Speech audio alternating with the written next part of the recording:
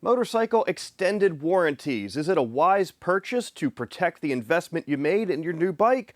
Or is it just another way for dealerships to scam you out of more money?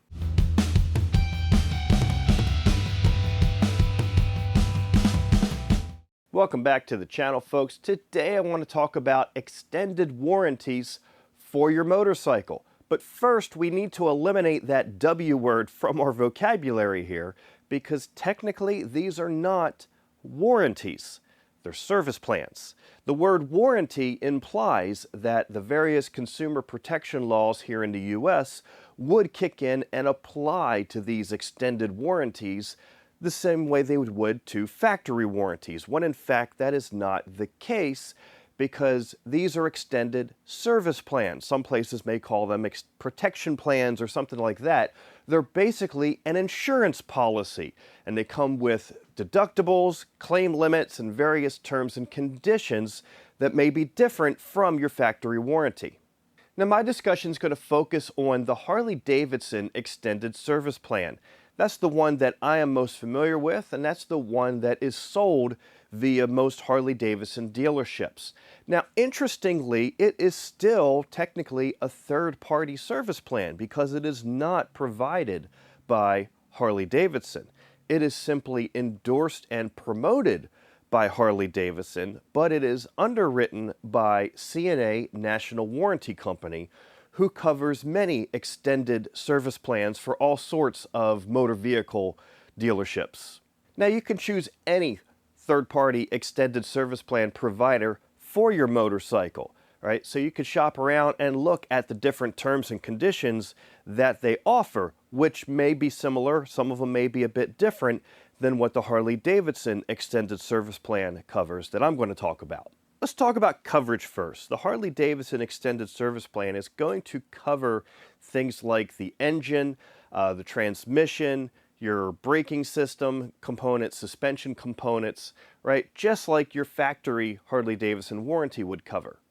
Now, where things start to differ is the extended service plan does not cover things like your battery. It does not cover any hoses or clamps. It does not cover the exhaust and muffler. If they start to rust or have any issues, that's not covered. It also does not cover any paint or body work. So let's say, for example, if when my gas tank was painted at the factory, if there happened to be a little bit of grease or contaminants underneath and that paint starts to bubble and flake off, if that happens within my 2-year factory warranty, right, that should be covered. But if that doesn't start to happen until I'm on my extended service plan, they're not going to cover that. In addition, for each time you have something that needs to be repaired under the extended service plan, you have a deductible. You have a $50 deductible that you have to pay if you take it to a Harley-Davidson dealership for the work. If you take it to a different service center that's not a Harley-Davidson dealer, you have a $100 deductible that you have to pay out of pocket. There's also claim limits. So for each repair, they're limited to paying what the cash value of the motorcycle is. So let's say a few years down the road and my engine completely grenades itself and the only thing to do is to replace the entire engine. Well, if at the time that engine replacement cost and associated labor exceeds the cash book value of what my bike is worth, they're limited to only just paying out that cash value. Then the other limit is over the lifetime of that extended service plan, they're limited to paying out only what you paid for the motorcycle, right? Not including any taxes or fees, just what you paid for the motorcycle itself, right? So let's say I paid $20,000 for this back in 21.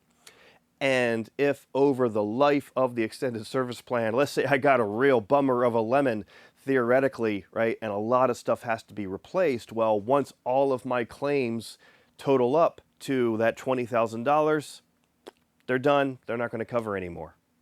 Normally, any issues with the wheels and tires are not going to be covered unless you opted and purchased the additional wheel and tire coverage that they offer. And in order to maintain your coverage throughout the life of your service plan, you have to follow the same terms and conditions as your factory warranty. So that means no non-EPA approved parts, no pulling trailers, no off-road racing. If you're interested in more information about what terms and conditions come with the factory warranty, check out this other video that I made on that if you haven't already. Now, in addition to providing coverage for repairs to your motorcycle outside of the warranty period, the extended service plan also offers some expense reimbursements related to those breakdowns. One, they offer rental vehicle reimbursement, right? So if your bike had to stay in the shop overnight to get repaired, the extended service plan will reimburse you up to $75 a day for a rental vehicle. I don't know if you've priced rental vehicles lately. $75 a day isn't going to cover too much. They will also cover towing the bike to the nearest Harley Davidson dealership.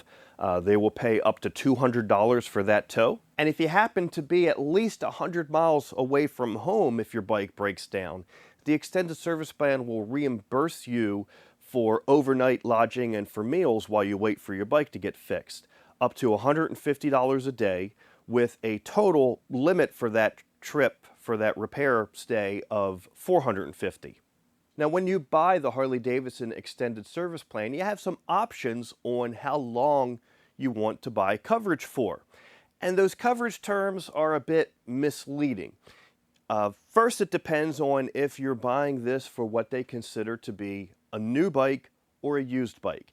And they define a new bike as a bike that is still covered under factory warranty at the time you're going to buy that service plan. So for a Harley Davidson, you have up to 2 years to buy that extended service plan still at the new bike pricing and terms and conditions. And you can opt to buy a 3-year plan up to a 7-year plan. Now, where it gets confusing and misleading is those start from the date the bike was initially sold, the date your factory warranty went into effect. So, for example, my 2021 Harley-Davidson Pan America, right? I purchased a 6-year extended service plan in 2023, okay?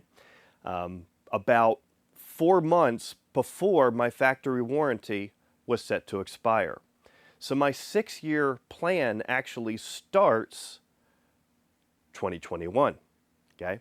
That's just the way that they word it, the way that they advertise it. So technically I'm buying 4 years of extended repair coverage on that service plan, right? The 2 years plus the 4 years make that 6-year plan that I bought. However, right, things like those reimbursements, right? If I had something break down while I'm away from home, the factory warranty covers that repair, but that extended service plan could still be used to reimburse me for having that bike towed to the dealer, if I had to stay in a hotel room, things like that. Likewise, you can take advantage of the tire and wheel coverage if you opted and bought that, starting the very first day that you bought that extended service plan, even if your bike is still covered under the factory warranty. So just be wary of that if you're going into a dealer to buy an extended service plan for your Harley and it's still under factory warranty. All those time frames that they're talking about, 4 years, 6 years, 7 year, that's not starting from the day that you're buying it. Those are backdated, right, to the day that the bike was initially sold. Now, you can also buy the Harley extended service plan on a used motorcycle. And what they're defining as a used motorcycle is a motorcycle that is no longer covered under factory warranty when you're buying the service plan. So it could be that you bought a used bike off the showroom floor, or it could be, for example, if I waited until after my warranty coverage on my Pan America expired, right? I went in 3 years later and said, I want to buy a service plan. I'm now paying those higher priced used bike service plan pricing. Now, speaking of pricing, I'm not going to get into specific dollar amounts in this video because it's always subject to change and it's going to vary dealership to dealership. But I will share with you that those extended service plans have a good bit of margin in them, meaning that the dealerships have a good bit of wiggle room on price that they can sell them at and still make some profit. You may run into some dealers that are like, nope, we cannot wiggle. This is the price on it and that is it. And yeah, some places are going to be like that. They just have a policy of, not negotiating, and if they can't sell it for the maximum profit, they're just not going to sell it. So it's going to pay to shop around. You don't need to buy that extended service plan from the same dealership you bought the bike. For example, I didn't do it that way. I bought it from a different dealer. Now, the big question here, though, is it worth it? And that is a very subjective question that only you are going to be able to answer for yourself. We're talking about risk management here, and I'm not going to get into a complete discussion on the topic of risk management, but to break it down simply, in the context of our motorcycles and maintaining them, we can either accept the risk that something may break down and we're going to have to pay for that out of pocket, or we can transfer that risk by buying some sort of extended service plan, and now it is on that planned provider who is now having that risk of paying out to repair your motorcycle. Now that's why they have those claim limits, and deductions and things to minimize the risk on their end.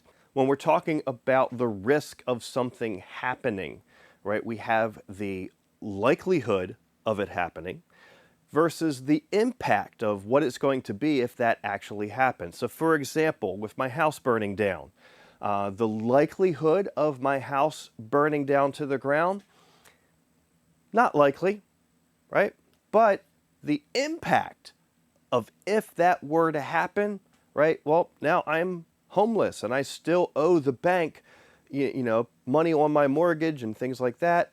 And that's why I have homeowners insurance. Same thing with our car insurance, same thing with health insurance, right? And it's the same thing with these extended service plans. It's really like buying an insurance policy that you buy, you have deductibles, you have terms, conditions, claim limits, just like an insurance policy on if something would happen to the motorcycle that needs to be fixed. Some people will say it's all a big waste of money, right? Part of a big scam. Just take that same money that you would have spent on the extended service plan, put it away in case you need it to pay for any repairs, and you're more likely to come out on top that way. And that's a valid point. Another analogy that works is think of a casino. Of the hundreds, if not couple thousand people that are on the floor of that casino gambling away their money in hopes of hitting the jackpot, most of them are going to lose, right? The odds are definitely in the house's favor. But you are going to have a few of them here and there that are going to be walking out having won some money. Same thing with buying these extended service plans. When you look across the board, most people are not going to get out of that service plan what they spent to get it to begin with. The odds are definitely in the service plan provider's favor. However, if you happen to be that one that ended up needing it, then that would have made it worth it for you. Now for me, I generally don't buy extended service plans. I figured that more likely than not, it's not going to be worth it to me, and I can repair and replace most parts on a motorcycle pretty easily. I did opt for it on the Pan America, right? 21, brand new model, okay? So there was some risk there. Lots of complicated and expensive parts, especially when I started looking at the cost of replacing a front fork or the rear shock if something were to happen to those, right? Costs of replacing internal components within the engine if something were to happen to those down the line. And never mind the fact that there's a lot of stuff here that needs to be calibrated and set up with the dealer's computer that I wouldn't be able to do even if I did buy those parts. Was it worth it for me? So far, no. I haven't had any issues since my factory warranty expired a year ago. I still have 3 more years of coverage on my extended service plan, right? And I'm kind of hoping that I did waste my money because I don't want something to go wrong. I don't want it to have to spend time sitting at the dealership. But time will tell, and I'll definitely share the results. As always, thanks for tuning in and watching. Ride safe out there.